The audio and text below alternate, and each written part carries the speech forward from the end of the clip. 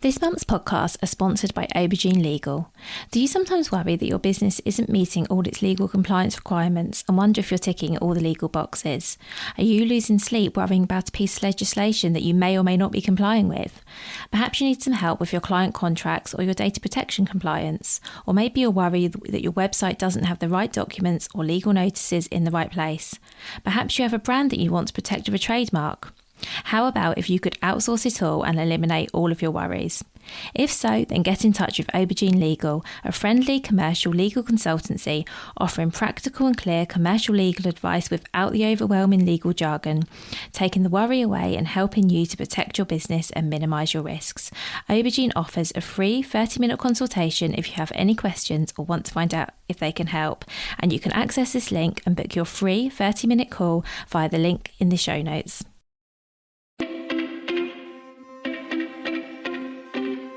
Welcome to the Bring Your Product Idea to Life podcast. This is the podcast for you if you're getting started selling products or if you'd like to create your own product to sell. I'm Vicky Weinberg, a product creation coach and Amazon expert. Every week I share friendly, practical advice as well as inspirational stories from small businesses. Let's get started. Today I'm talking with Iain Moore from BGreater Shoes. BGreater Shoes designs and sells affordable kids' foot-friendly shoes which are designed to allow children's feet to grow, develop and move more naturally than most high street brands, while importantly looking after parents' wallets and time. So Iain and I spoke a lot about shoes, as you might have guessed, and we also spoke about what barefoot shoes mean, why this is important for children, as well as a lot about the process of designing a children's shoe.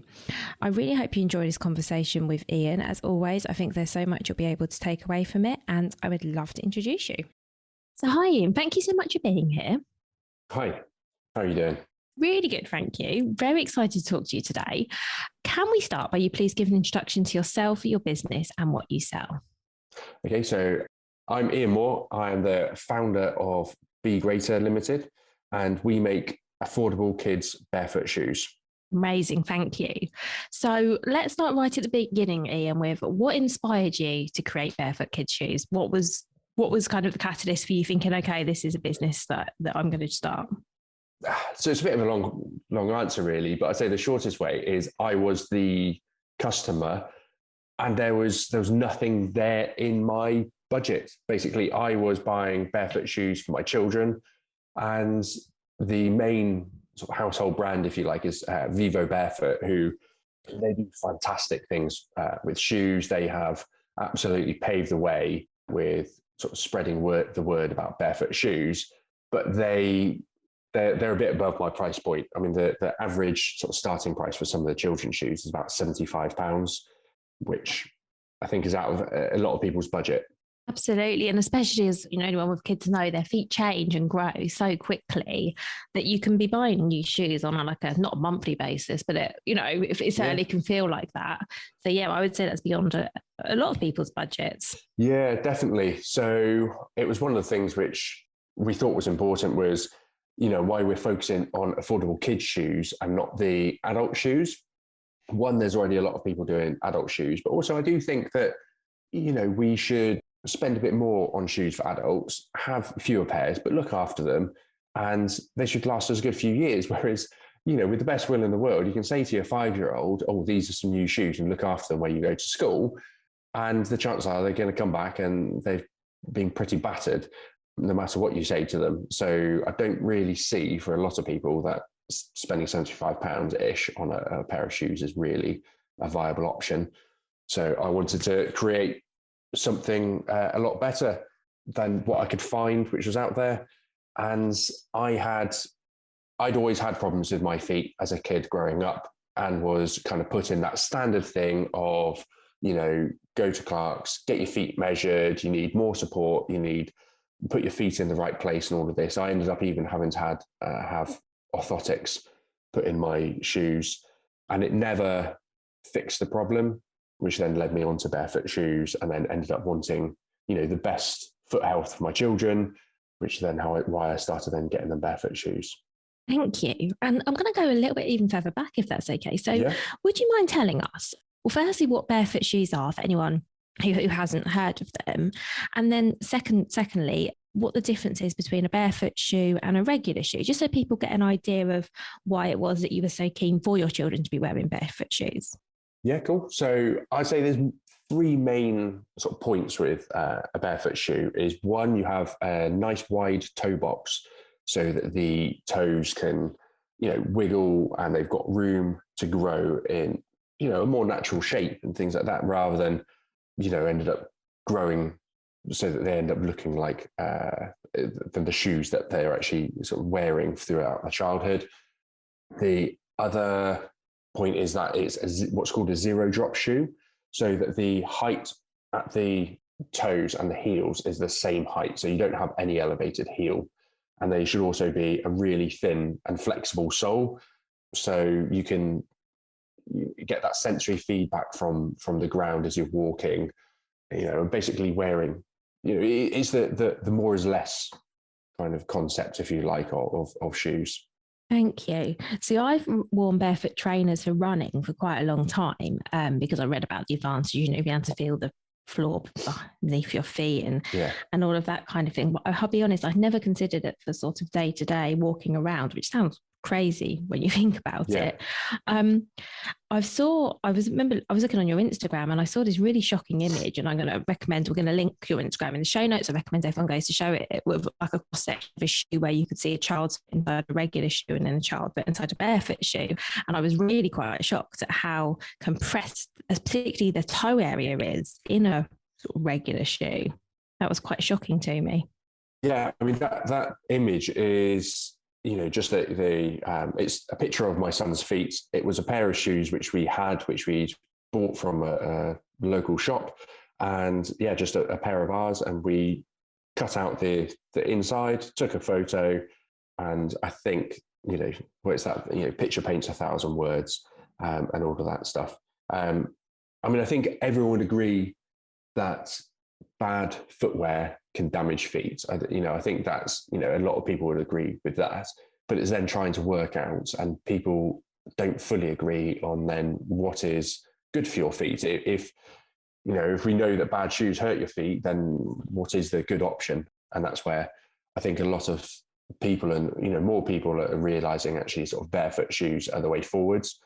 I would say there, with some physios and sort of chiropractors and doctors, there can be a bit of a split about whether barefoot shoes are a good thing or not. But generally, that discussion is always around adults, because they'll say, for example, like yourself, you spent sort of 20, 30, 40 years or, whatever, wearing traditional shoes. And then suddenly, in your 30s or whatever, you then decide, oh, actually, I've, like yourself, I've read this article, I'm going to start running in barefoot shoes. Some, physios and chiropractors might say that actually that could end up causing more problems than it could fix. And my whole belief around this is, why are we adapting to wearing shoes which put our feet in unnatural positions? Why not just let children's feet grow, as I'm sure most parents would want their children to grow, is being healthy and unrestricted. And that's kind of what we do. And out of interest, Iain, and I will move on to talk more about creating your shoes in a minute, but I just out of interest, do you know whether wearing shoes that are perhaps a bit restrictive, whether it has any impact on anything other than your feet? Because I can imagine it could potentially impact maybe your posture or your spine. I don't know this. I'm just definitely. surmising. I mean, no. I mean, your feet are the foundations, to your body, and if there's something wrong with the foundations, with your house, then everything, cracks are going to appear everywhere else. So it will all just go up that kinetic chain. You could then end up with, problems with your ankles, your knees, your hips, your spine, the lot. I will also be honest with people. I love barefoot shoes. I'm obviously a big advocate, but I'm not trying to say that it's a panacea. That, if you wear barefoot shoes, it's going to stop you getting any knee problems or any back problems. I'm actually trying to be really honest as a brand. We do think that there's benefits, maybe not for everyone, but the majority of people, I think our shoes will be beneficial. But yeah, it can cause all sorts of problems, like you said, not just with your feet. Thank you. And I think that's really good context. And I appreciate you saying that you're not sort of wanting to put misinformation out there. But yeah, so thank you for explaining all of that as well.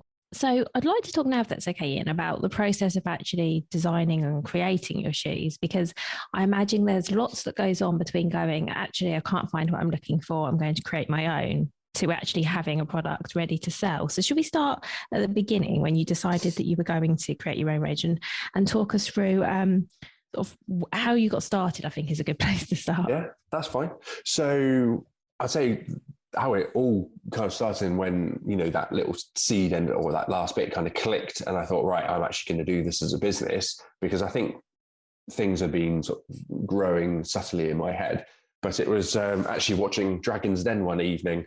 And I just, shouted at the TV one of many times and said, oh, I've got an idea. How about someone actually make some affordable shoes which are good for children's feet for once? But that idea just didn't go. It just lingered, and I kept coming back to it. And then I thought, right, well, what can I do? How do I go about doing this? Because I've got no idea about shoes or footwear. I mean, I was in the army for 10 years, so I've got no experience in sort of business or anything like this.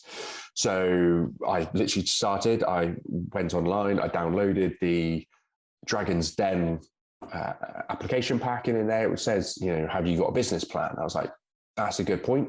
I need a business plan. So I forgot about, I parked the whole Dragon's Den idea and thought, right, let's get a business plan. So my first step was building a good business plan. I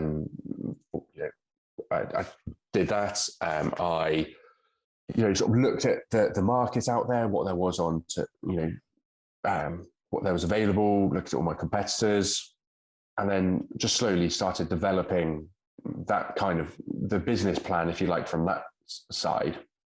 Then the actual trying to develop a shoe, I went out and I found some freelance shoe designers. I had a number of meetings with them, tried to narrow down, who I wanted to work with, because I knew this was going to be a long, ongoing thing, and I wanted a good sort of personal relationship. I wanted someone who really bought into what I was doing and why I was doing it. I thought that was really important for me. Yeah, that makes absolute sense. As you say, it is a long-term relationship, whether that's with a manufacturer or a designer. By the way, I didn't know there were freelance shoe designers. That's really interesting. I suppose it makes sense that there would be, because I guess very few people have that skill set. So that makes total sense. Once you found someone that you were happy to work with, I guess, was it a sort of a collaborative thing of you explaining what you wanted and then translating that into actual designs? Yeah, very much so. So to start off with, I mean, it was brilliant. I mean, Dan, who's my freelance designer, like if it wasn't for him, I definitely wouldn't be sort of where I am now. So I kind of said, right, this is sort of my price point. This is my target audience. And then his thing was, he then said, right, come back to me with images, go online, sort of just find images. What do you like? What don't you like? It doesn't have to be barefoot shoes. It can just be, traditional shoes, but they wanted to get an idea of what styles and things like that we were after. I then gave them a bit of a brief. So I think quite a few of the barefoot shoes out there can look a little bit quirky without trying to shoot myself in the foot as a brand, because but yeah, some of the shoes out there aren't the type of shoes which I would really choose to wear. I do prefer the more sort of traditional regular shoe look. And that's what I said I wanted. I basically said to him, look, I want a shoe which looks very much like one you could pick up in, any sports shop or Clark's or anything like that, but just has these added benefits. I want something which, no kids are going to get bullied for, or anyone's going to take the mick because they look like clown shoes or anything like that. So I sent them all these photos. They came up with some designs, sent them back. And I just kind of said, yes, I kind of like this. I don't like that one. How about you put a bit of this on a bit of there? And, we just kind of built it through that way. And it was very collaborative. That's brilliant. And so then you ended up, I guess, with some designs. How many designs did you start off with? I'm trying to think. I think with the shoes and with the trainers, I think we had about 5 designs roughly of each, let's say. And then we sort of whittled it down. And then for basically being cost effective, we've launched with one style of trainer, but we then have, I think, 5 different colorways of that trainer. So, by tweaking a few little bits, they do look like different trainers, but actually they are just one design, because otherwise, it's going to really bump up the costs of manufacture and everything. You're going to need different, I got to pay for more knives to be made to cut the materials and everything like this. So, I just went for one design and different colorways. That makes total sense. So let's talk a little bit about the manufacturing then. So once you have your designs, because I guess having designs on paper is one thing, but then there's actually translating that into a shoe, checking that they look as you expect, feel as you expect, they fit, and you have to find a manufacturer to do all of this. So let's talk a bit about that, please. Where did you start with looking for someone to manufacture your shoes? So I'll be honest, this is also where I completely landed on my feet here. So the freelance designer who I worked with, he had I guess a business partner out in China.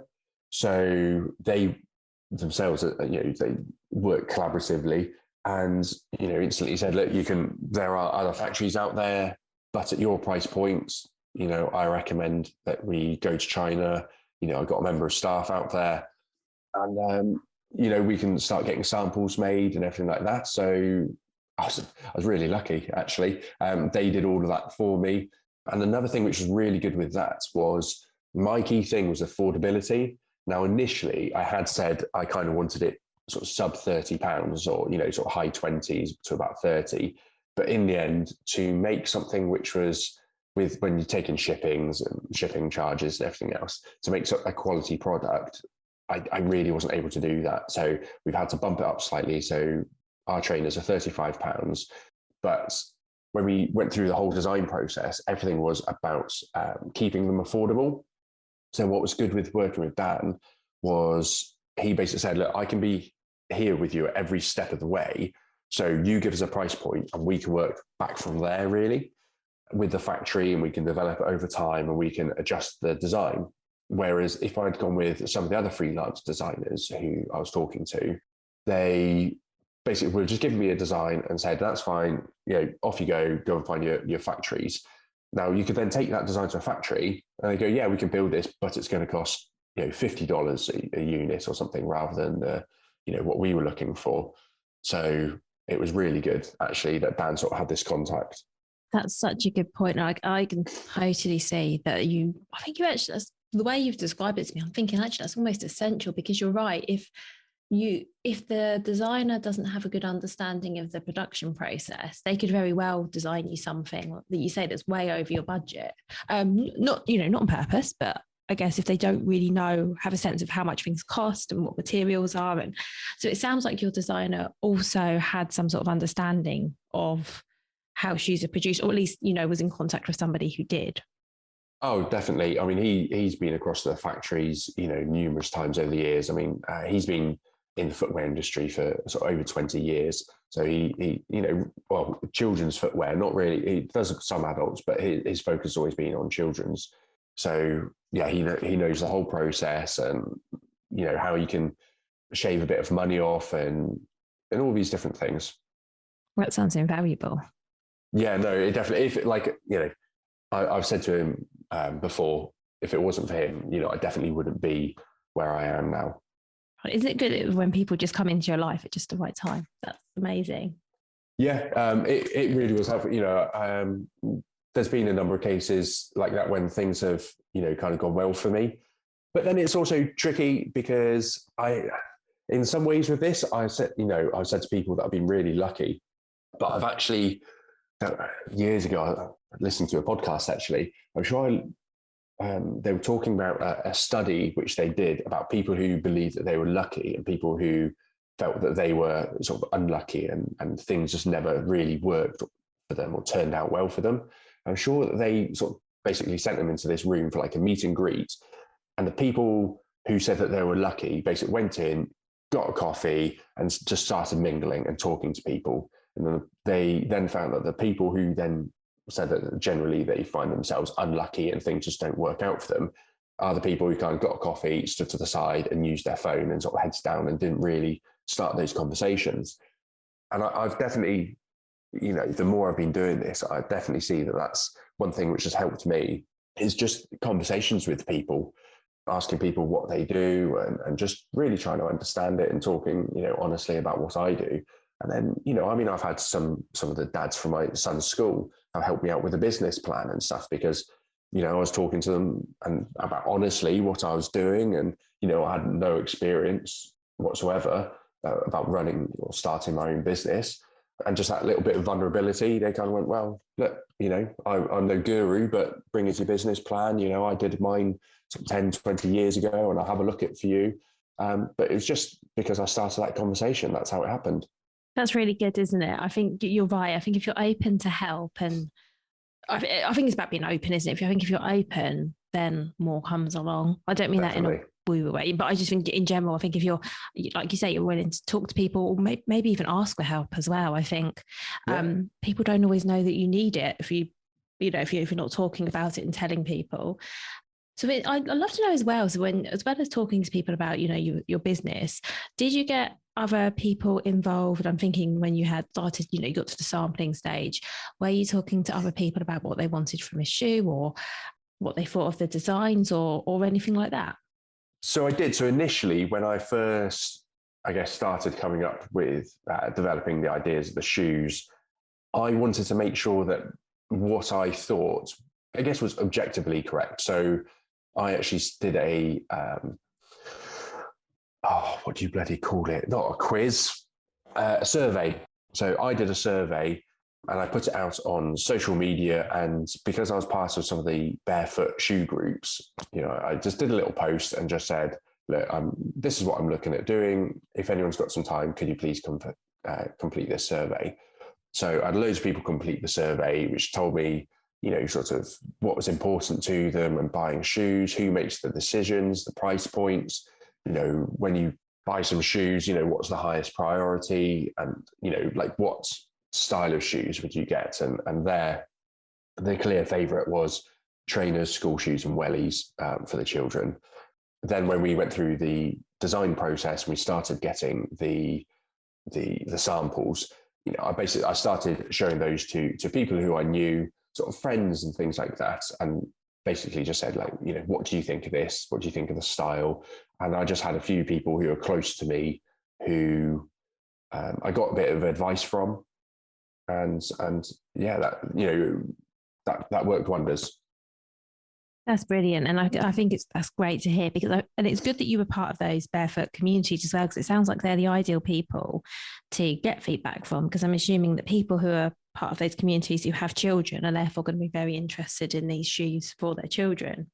Yeah, although again, maybe I have to be a bit careful what I say. With the barefoot community, I guess the barefoot community are really aware of the benefits of the shoes, and they've like fully bought into what they want from a barefoot shoe. And then what I have found was some of the parents from the barefoot community, if you like, were, I don't want to say really picky, but they wanted far more than what I was able to deliver, I guess, at my price points. While some of them are a really good community, and they sort of like what I was doing and they're kind of backing me, I think some of them are actually more willing to pay a higher price point to get the perfect barefoot shoe, which I can't create a shoe which is going to fit every single child and every single child's style of foot. So some of the barefoot community will kind of look across all the brands, and they'll kind of go, okay, my child has got skinny feet, but got a high instep, or they've got, really wide feet and a narrow heel, or whatever. And I couldn't design a shoe which is going to fit every single foot. So actually some of that barefoot community, they really like finding the ideal shoe. My ultimate goal, I guess, is actually trying to convert the parents who don't know anything about barefoot shoes, or know limited amounts about barefoot shoes. That's my kind of goal.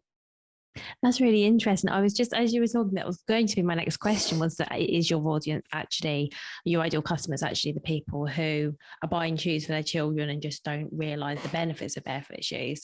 Or I guess, and I'd love to know as well, do you think that that's a harder sell because they don't know about the benefits of barefoot shoes? Or is it just as tricky as, as if you were targeting the barefoot community who have lots of specific requirements for their shoes? Well, it's possibly the same, but yeah, I guess the actual question probably is, so how are you finding sort of marketing something to people that they perhaps don't yet know they need and need a bit of education on? That's probably a better question.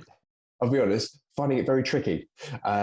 It's definitely hasn't gone exactly the way I would have liked. I am struggling to kind of get my message out there a little bit, because it's not sort of short form information, really. Just 2 minutes of information, and I could chat to parents, and they just basically go, "Yeah, here's my money, take it. I want your shoes." When you kind of tell someone about the benefits of barefoot shoes, and also to some degree, you look at a bit of common sense. I mean, why would you look at your child's feet when they're born, and the baby shoes are pretty much barefoot shoes. Why then do we start getting this narrow pointy toe box about 2 or 3 years old? And then why is it that so many women, more so later in life, then have bunions and things like that? It's, I think pretty much people would agree that a lot of the bunions and stuff will come from high heels and being in pointy shoes and stuff like that, and your foot just develops and grows like that.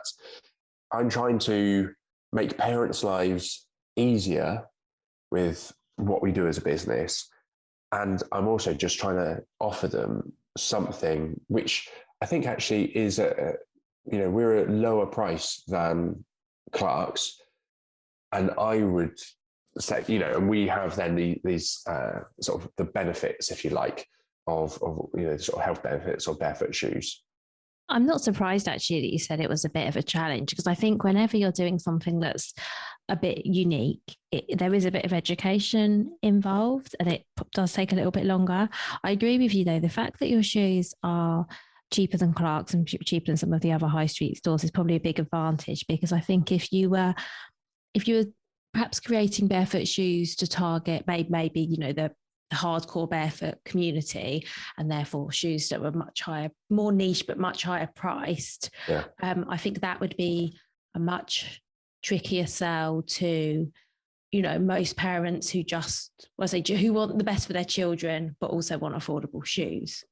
So I guess it sounds like for the market you're aiming at, it sounds like you've put loads of thought into making sure the price point is right, and and the shoes are as good as they can be.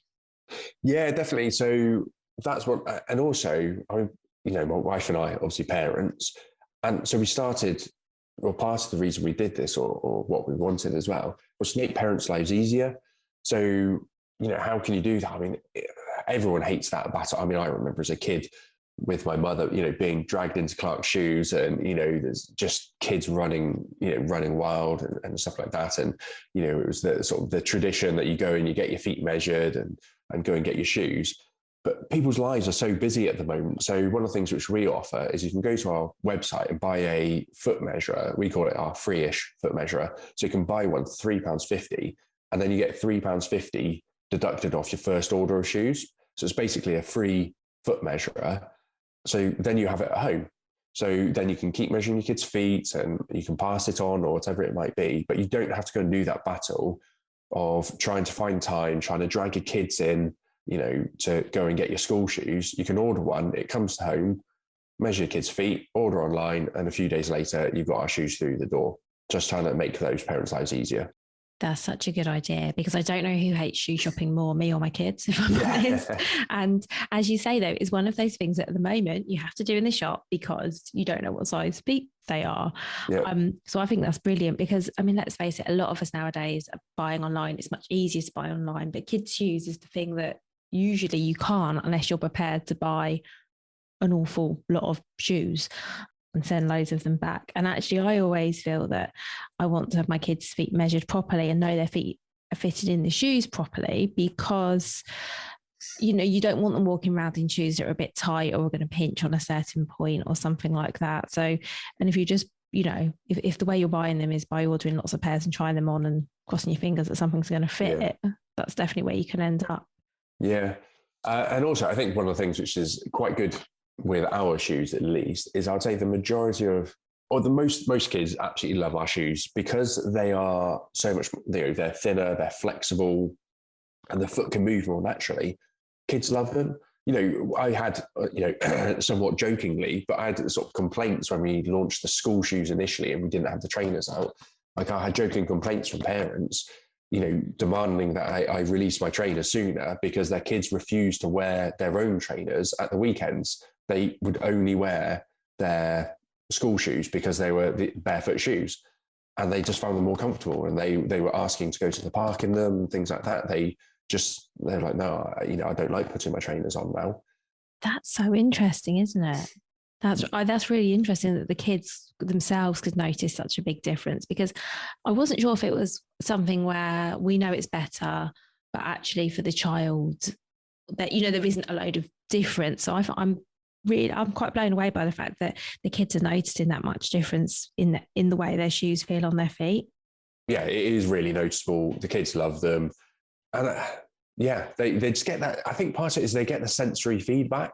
If you're in, shoes from the, whatever shop it might be, they have, a huge chunky sole on them, and they just don't get that sensory feedback from the ground or anything. And then, you then kind of wonder, well, why, you stick shoes on your kid and they're just stumbling over and they keep tripping up when they're learning to walk and stuff. And you're like, well, actually, is it because they're learning to walk, or is actually more of it because I've now stuck these, planks on the bottom of their feet, which then don't move to their body and they can't really feel the ground. So you're, basically walking around in moon boots. Yeah, that makes so much sense. And what do your kids think of your shoes? I'm interested. Do they love them? Oh, yeah. They love them. And I'll be honest, my daughter's feet are actually one size too small for my shoes. But I basically just refused to get her some different ones. So I stuck her in some of my shoes aside when they were size too big. But she loves them. She likes wearing them. She loves, like, there's so with ours we've got a smiley face, like in the what would you call it, like basically where your heel goes, but it's cut in half. So if you put your shoes together, the children can see a orange smiley face, so they can just start to get that independence of getting their shoes on the right feet.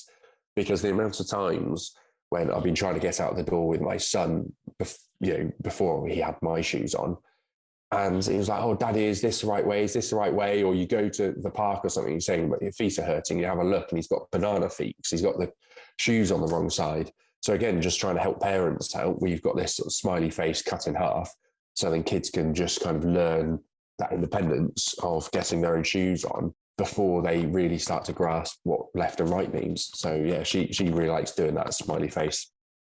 That's so clever, because you're right. That is a massive challenge. And actually, sometimes when you're, even as an adult, when you're looking at them quickly, it's hard to sort of, sometimes you have to pick them up to work out which one goes, well, I do, to work out which one goes on which feet, unless it's very obvious. So yeah, that's a really good idea. I haven't seen that anywhere. And so when you had, so just going to go back just very briefly back to the sort of the production side. So once you had samples produced, where you sort of trying them on your kids and other kids to see how they fit, and I'm just curious on how that works, because I guess that's with any sort of clothing or and footwear, it must be a minefield to sort of make sure that the sizing is right. So how does that work? So the sizing was, to start off with, was done by my shoe designer, because there are, he knows all of that, if you like. So he dealt with the sizes, and then we had the samples made. Once the samples were made and we'd signed those off, we then had wear testing samples made and fit testing samples. So then they all got sent to the UK. We sent them off to a I don't know what you'd actually classify her as, I guess, just a shoe fitter. So it's this lady's job who is just, she gets sent shoes from different brands and things, and just tries them on different kids' feet and make sure that they sort of fit, the average sort of kids and they won't rub anywhere or anything. Once it's past that, we then sent out the wear testers to people everywhere. I had some people up here. I had some people down from where the freelance shoe designer was, where Dan was. So we just sent them out to local parents, just did a post on social media and just sort of said, look, we've got these shoes. Does anyone, want a free pair of, well, not a free pair, but basically, because we had to get them back. But basically just said, look, would anyone like to be involved in this process and, have our shoes for, I think, 8 to 12 weeks, I think they had to wear them. Then they sent them back and then, little questionnaire, how did the kids find them? Did they complain about, it rubbing anywhere? When you looked at their feet, did they get any blisters? And then we can inspect the shoes as well, see how they're wearing and everything like that. And so we went through all that process. And we actually ended up with far more requests, a lot more requests actually, for the shoes than the number of wear pairs which we had. As soon as we kind of put this thing out on some of the parent groups and basically said, this is what our shoes do. This is what we're looking at. Does anyone want them? Parents went crazy for them. The difficulty is, in the Facebook groups of buy swap sell or whatever it might be, or mums notice boards and stuff like that. On the mums notice boards, you can't sort of self-publish. I can't self-advertise, so I can't go on to mums groups and basically spam them. Go, oh look, this is what our shoes do. This is what they're this is how good they are for your kids' feet, and so on and so forth. We can't do that. But when we put a post up just saying, like, we need some wear testers, which we were allowed to do, everyone loved the idea. That's really good. And I guess even though you weren't able to sort of put a post out and say, this is, we're selling these shoes, hopefully you still got some good publicity from that post and also from the people that then tried the shoes and loved them. Oh, definitely. We had a good amount of return custom from the people with the wear testers.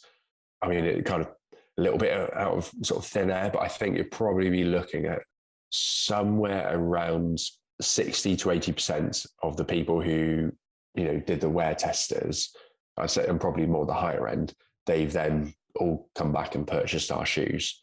So, I think that speaks volumes. That really does. And I think that's so smart as well, because, we were talking earlier about how it's hard to sort of not convert people, but, to explain to people why they might want to consider barefoot shoes. And it sounds like by actually trying the shoes, they kind of spoke for themselves. Yeah. So also some of what I've been trying to do is, when I've been doing some of marketing, I've actually almost been trying to move away from calling them barefoot shoes. I'm more sort of been trying to sort of use the words of like they're foot friendly or something like that. And then maybe later on down the line, bringing in this sort of comment of barefoot shoes, because people might not either understand what barefoot shoes are, or they might, have heard some misinformation about it or whatever it might be. So I just want to make sure that, parents have the sort of the best information and they just understand it a bit clearer. And if you say, oh, they're foot friendly, they're good for your kids' feet, I think parents then kind of go, okay, tell me more. That makes real sense. I think you're right. And that's really smart as well, because I think foot friendly is something that we all want for our kids. And as I said, coming back to that graphic, which is the one that kind of really got my attention, sort of nobody wants to think their kids' toes are all squished up in shoes that are too tight, things like that. It just makes total sense. But you're right, when you think of barefoot shoes, I think also some people who do know about them might have other views, because they might think of them as being, like those flashy running trainers I was talking about earlier, or they might think it's not something for children. Or I think it's hard, isn't it? So I think you're right, foot friend. That's really smart, actually, to kind of pitch them in that way. Yeah. Because there will also be people, as you said, who have sort of a poor perception of barefoot shoes for various reasons. Definitely. I mean, years ago, I want to say somewhere in 2010, 2012, there was a book which came out called Born to Run, and lots of runners read it and they thought, wow, this is basically about running barefoot and things. And they're like, brilliant, I need this. I'm going to go out and buy some barefoot shoes. I'm going to start running barefoot shoes. And they basically go from running in normal trainers to barefoot shoes within like 6 weeks or something. And like a year later, they end up, their knees are knackered, or, something somewhere has gone wrong. And they end up going, well, it's because of the barefoot shoes. They've gone back to normal sort of running shoes, if you like. But again, that's because you've adapted, everything is adapted to wearing sort of traditional shoes, like the whole running gait, running with a heel strike, which, isn't such a natural way to run, really. If you run barefoot, everyone almost, majority of people just automatically change to a midfoot/forefoot strike, because otherwise it, jars your whole body trying to run barefoot. With a heel strike, it sort of jolts you. So people automatically change to sort of barefoot gait when they run without anything on. And we just don't want people to kind of get converted into the, traditional shoes, which can be harmful for people's feet. Yeah. And I'm actually a little bit embarrassed to tell you that book is the reason I started wearing barefoot trainers. Although I was fairly sensible, I think, as in I went for a shoe that wasn't completely barefoot back then. I think you're right. It was maybe 10 years ago, something like that. You could sort of get varying degrees of padding, so you could gradually, you could go sort of slightly less cushioned and sort of work your way down, which was the approach that I took for fear of, some sort of injury. Yeah, that was funny when you said that, because I thought, oh yeah, that's the exact book that made me decide that might be a good idea. It's funny, isn't it, how things can just be a bit of a fad. And you're right, though, for someone who read that book 10 years ago, they might completely see it as a fad or a trend and something that, is past. So I think you're right, foot friendly is definitely makes more sense. And it's a much clearer message, I think, as well. Yeah, I mean, so at a similar time, I think, as well, that's when the Vivo 5 fingers came, not Vivo, Vibram 5 fingers. I don't know if you've seen those. They're like yes. But then, so when you say barefoot, when I've just been talking to other people who, don't know about sort of our shoes or anything, and they say about barefoot shoes, they're like, oh, is that those weird ones where you've got the like foot gloves? I'm like, no, that is a barefoot company, but that's not what barefoot shoes are. So again, I don't want people to sort of have this misconception. And again, there's, like you said, just the amount of misinformation which there can be out there about footwear.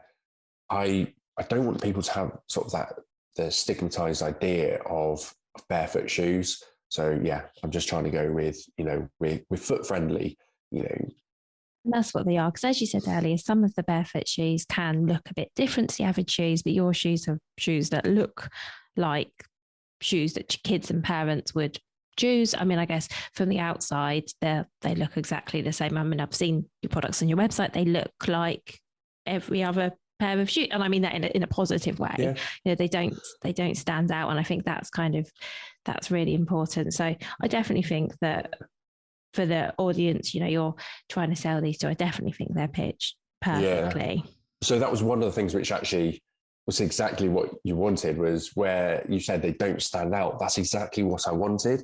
I didn't, our shoes are going to stand out and be different because they're barefoot shoes. So the rest of it, I actually want them to look generic, which, I'm glad to hear to some degree that we're achieving. That's brilliant. And so I've got one final question before we finish, if that's okay, Iain, because I want to be really mindful of your time. Yeah. So my final question is, what is your number one piece of advice for other product creators? So I've been trying to actually give this some thought, and I don't know if I could say that, I'm definitely not far enough down the line to be saying this is what other people should be doing, but I can definitely say what has worked well for me. And I would say, if you're trying to make a decision, you're never going to be 100% sure. So for me, I was trying to get to, am I about 75% sure this is the right decision? And if it is, that's my threshold. And then I go, fine, let's go with it. Because otherwise you can just drag things out for so long trying to find the perfect, answer to the perfect shoe design or whatever it might be. Whereas actually I'm like, no, is it 75% there? Yes, good. That's good enough for me. And then I'll start doing whatever it is. And if it doesn't work, and it just means you've learned faster. And, when I'll give you an example, when we first launched, because everyone has to be mindful of the environments and stuff, we wrapped our shoes to post them out in paper with sort of nice eco paper tape on top. And it was like, yeah, this is the way I'm going, 75%, I'm sure this is the right option. And we started, and within a couple of weeks, I was like, no, it doesn't work, just because of the amount of time, even though it was, it's taken me sort of, 40 seconds, I think, to wrap up just a box by itself. But even still, when you're posting so many, it didn't work. But rather than spending ages and everything getting delayed, I made a decision. I started going down that path, and I just learned faster that it does or doesn't work. And yeah, that's something which has really helped me. That's really great advice. Thank you. Because I think you're right that sometimes, you can procrastinate or spend a long time thinking about some of the smaller details, which I'm not saying they're not important, but like you've just said, you can change, you can make a decision, and then weeks or days or even hours later go, do you know what, actually, I think I'll do it a bit differently, and that's fine. So I think that's really great practical advice for everything, actually. Yeah. Well, I think I actually nabbed it off Barack Obama. I heard him talking about something about making a decision, and I'm sure he said it was something like, I think 80 or 60%, whatever his number was. It was like, no, you're never going to have 100% of the information. This is my threshold. I hit that, and then I go with it. So if it was good enough for him, then I'm sure it'll be all right for me. I mean, that's really good. Thank you so much. And thank you so much for everything you've shared. I've loved hearing more about your journey and your products, and a bit about barefoot shoes as well. So thank you so much. Okay, perfect. Well, thank you very much for your time. You're welcome. Thank you so much for listening right to the end of this episode. Do remember that you can get the full back catalogue and lots of free resources on my website, vickyweinberg.com. Please do remember to rate and review this episode if you've enjoyed it, and also share it with a friend who you think might find it useful. Thank you again, and see you next week. If you've been inspired to start a podcast in 2024, I really recommend my podcast host, Captivate. Captivate were my top pick when I started podcasting 4 years ago because of how easy it was for a complete novice like me to get started. I've stuck with them for the last 4 years because Captivate is still really simple to use. They keep adding great new features like the ability to share ads like these, and they've just been really reliable. So when you're ready to start your own podcast, you can use the link in the show notes and get a free 7-day trial with Captivate.